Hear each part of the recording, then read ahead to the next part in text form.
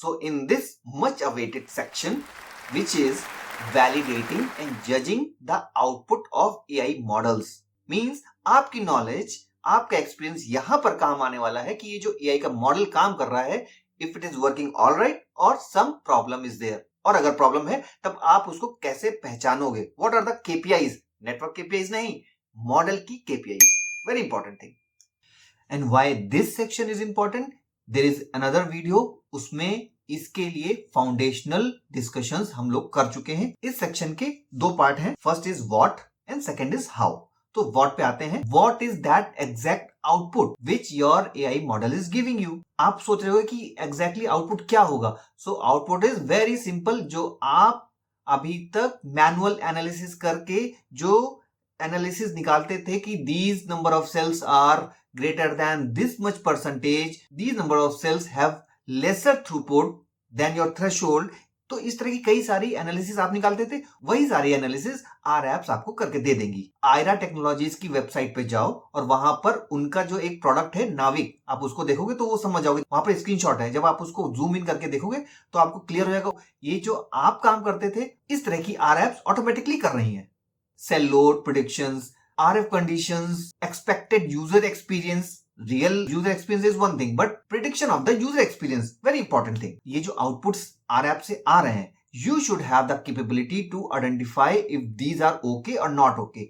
उसमें दो चीज इंपॉर्टेंट है, one your domain knowledge, your experience, plus second there are some specific KPIs for model. वो अगर आपकी डिग्रेड हुई है then you can definitely know okay model is not working all correct, that means model में कुछ corrections चाहिए। क्या correction चाहिए वो भी अभी बात करेंगे। ओके ऑलराइट, तो इसको ऐसे समझते हैं कि जैसे आपकी डेटा केपीआईज डेटा कॉल के लिए अलग होती हैं और वॉइस केपीआईज वॉइस कॉल के लिए अलग, इसी तरह डिफरेंट टाइप ऑफ मॉडल्स के लिए different type of KPIs. There are two major categories. One is regression model and second is classification model.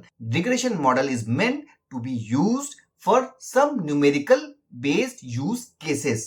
जैसे कि आप एवरेज थ्रूपुट अगर प्रिडिक्ट करवाना चाहते हो अपने नेटवर्क में तो regression model can be used. ऐसे ही क्लासिफिकेशन का मॉडल का मतलब है कि अगर नेटवर्क में आपको दो चीजों के बीच में क्लासिफाई कराना है, यस और नो में कॉल ड्रॉप है या नहीं है, इस तरह के अगर यूज केसेस हैं, आपके एग्जांपल्स हैं, तो वहां पर क्लासिफिकेशन मॉडल यूज कर सकते हैं। ऑलराइट, अब रिग्रेशन मॉडल के लिए केपीआईज कुछ MAE मीन एब्सोल्यूट एरर या MAPE mean absolute percentage error, इस तरह की केपीआईज होती हैं, जहां पर एक सेट ऑफ डेटा में से हम वो चीज टेस्ट करते हैं कि एक्चुअल में क्या वैल्यू है और हमारा मॉडल कितना दे रहा है, उन दोनों के डिफरेंस से हम ये परसेंटेजेस या एब्सोल्यूट एरर निकाल लेते हैं। Another set of KPIs for classification type of models are accuracy, recall, precision and many more. तो हम ये तीन मेजर केपीआईज डिस्कस करते हैं। एक्यूरेसी केपीआई को हम थोड़ा कम यूज करते हैं क्योंकि अगर किसी एक डेटाबेस के अंदर यस और नो का जो रेशियो है वो बहुत कम और ज्यादा है, जैसे कि 1000 इवेंट्स में से 20 events are for call drops and rest are for no call drops, so ये डिस्ट्रीब्यूशन बहुत ज्यादा इम्बैलेंस है, उस केस में एक्यूरेसी सही से काम नहीं करती है। तो होता क्या है, जो अदर केपीआईज हैं रिकॉल या प्रिसिशन, वो यहाँ पर अच्छा काम करती हैं। उसके लिए हम डिटेल में किसी और वीडियो में जाएंगे। स्टिल मैं आपको यहाँ पर क्लियर कर देता हूं कि रिकॉल और प्रिसिशन काम कैसे करते हैं। तो रिकॉल का मतलब ये है कि total call drops for example 10 हैं उस लॉग फाइल में और आपके मॉडल ने 8 आइडेंटिफाई कर ली, तो हुआ क्या, रिकॉल या सेंसिटिविटी भी बोलते हैं इसको, तो सेंसिटिविटी या recall of this model is 80%। Same way precision में क्या होता है कि जितनी भी उसने कॉल ड्रॉप आइडेंटिफाई करी हैं उसमें से एक्चुअल में कितनी कॉल ड्रॉप्स हैं। तो इस तरह से इन केपीआईज की वैल्यू हमें हेल्प करती है कि हमारा मॉडल परफॉर्म कैसे कर रहा है।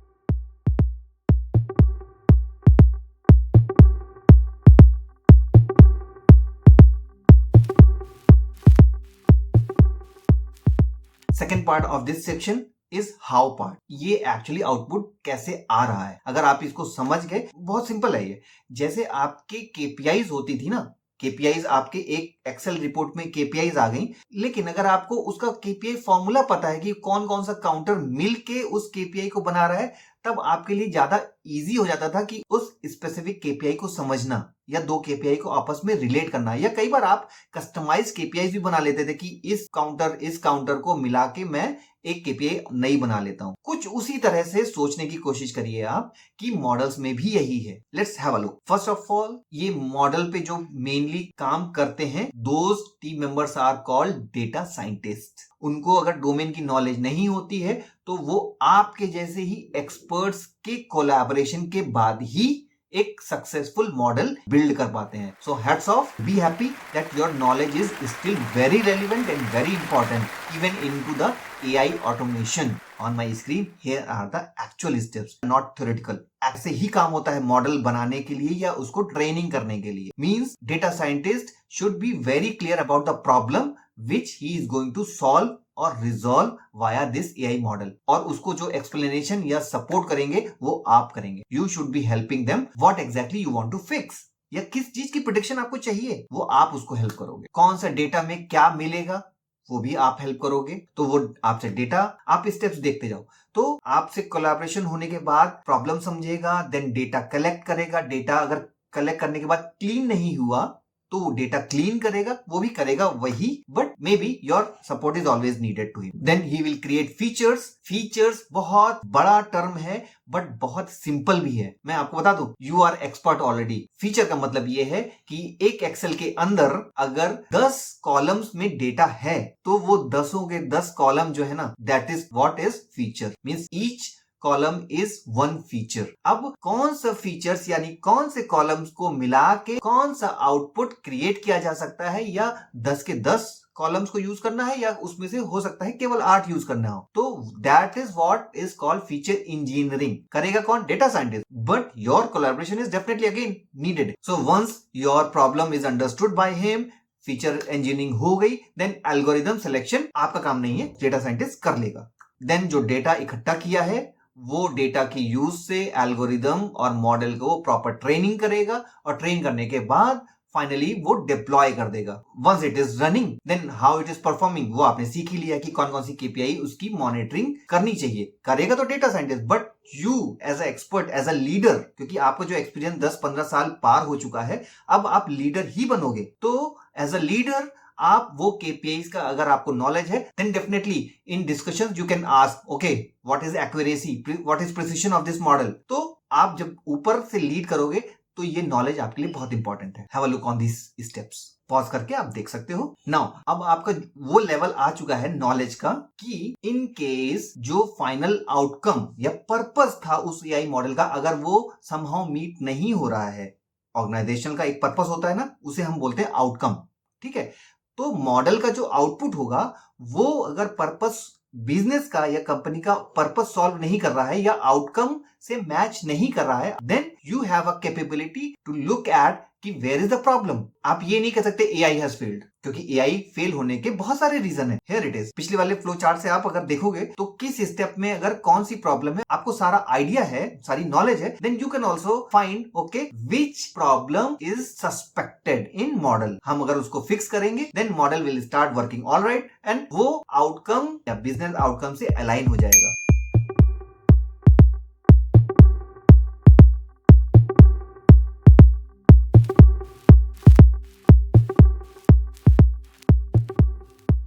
Means you can always discuss and sit with such data scientist team and go for a review for feature engineering. Till now you know where AI is fitting and sitting in telecom, how it works, उसका output कैसे आता है. You have the ability now to judge if that output is okay or not. If not, which of the steps you need to look at. Data, feature engineering, training, वो आप देख सकते हो सारे. You can name the KPIs. You can ask the KPIs कि वो KPI model की okay है या नॉट ओके है. And so I can say you have the ability and capability to talk to such data scientist team in the language of AI.